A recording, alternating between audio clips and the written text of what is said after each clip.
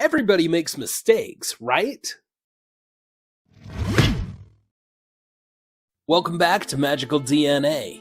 I'm Magical D, and I've made mistakes when visiting Disney parks. Disney parks are a wonderful place to be, especially if everything during your visit goes perfectly. Unfortunately, not every visit is picture perfect, and mistakes, misunderstandings, and poor interactions with guests or cast members can arise. Here are some of the mistakes I've made, and some I've seen others make, and how you can avoid some of them too.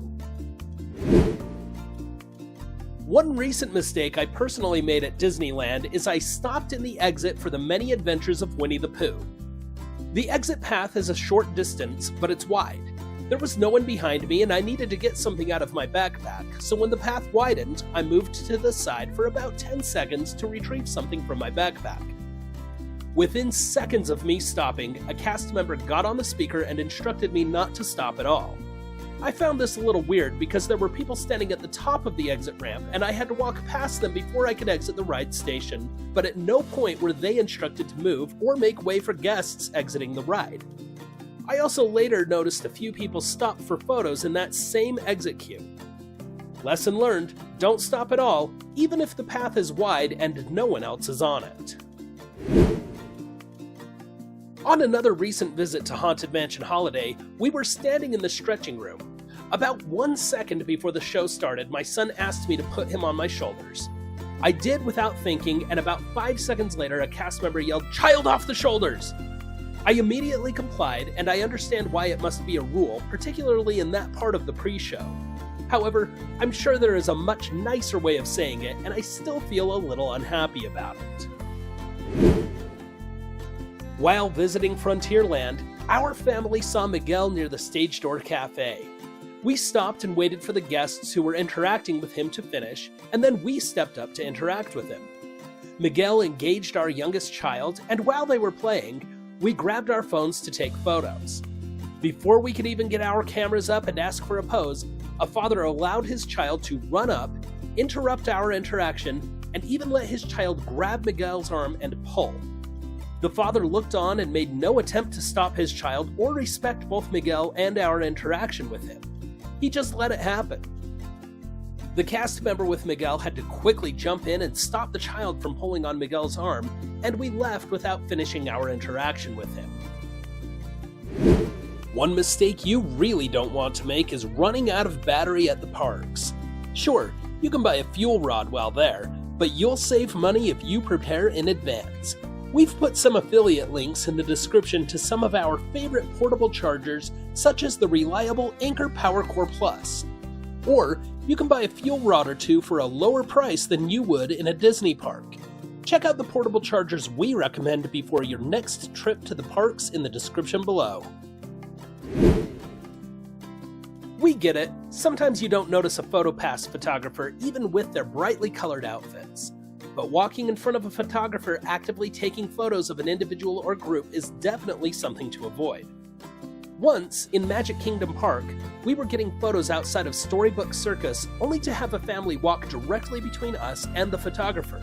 It was baffling given that the photographer was up against a structure and we were all pretty out of the way given the location. Nevertheless, this family walked right through without a second thought. We also recently witnessed a prominent Disneyland streamer walk directly in front of a photographer actively taking photos in front of the castle, when he would have only needed to take 2 steps to his right to avoid doing this. It's one thing if you're a guest who only periodically visits Disneyland and you mistakenly walk in front of a photographer, but it's a different thing if you're a streamer who visits multiple times every week. Especially in popular photo locations such as the castle, keep an eye out for those colorfully dressed photographers. Stroller parking can invoke the ire of guests who use them and guests who do not. Before becoming a parent, I didn't like so many strollers around, but after becoming a parent, I recognized the need for strollers and stroller parking. So, on my first visit to the park with a stroller, I made a mistake when parking my stroller. I was approaching the King Arthur Carousel and saw 3 strollers parked outside of it. I went to park my stroller alongside the 3 that were there, and a cast member quickly ran up to me and told me that I couldn't park there. When I asked why I was unable to park there when there were others parked there, she said, "Because I didn't catch them." I moved my stroller to the nearby stroller parking, but I still felt like that interaction could have been a little better. I should note that the cast member didn't move those 3 strollers after informing me that I couldn't park there, so the interaction felt odd. But I recognize that stroller parking is a bit of an issue, so I understand completely why an interaction like this would need to take place. I guess the lesson here is, when parking a stroller, it's better to ask a cast member if you're unsure of where to park. My first visit to the Disneyland Resort was in 1997, and back then, you could smoke in Disneyland. Things have changed since then, and ever since May 1st, 2019, smoking is completely banned anywhere on the Disneyland property. This includes in the Esplanade, in the bus terminal, and backstage areas. Periodically, you will smell the distinct scent of cigarettes in a Disney park. I came across someone smoking in Epcot a few years back, and more recently witnessed Disney security informing a woman that she couldn't smoke near the buses at Disneyland. The cast members at Disneyland who smoke can be found smoking on Harbor Boulevard near the bus stop, likely because that is just barely off the Disneyland property.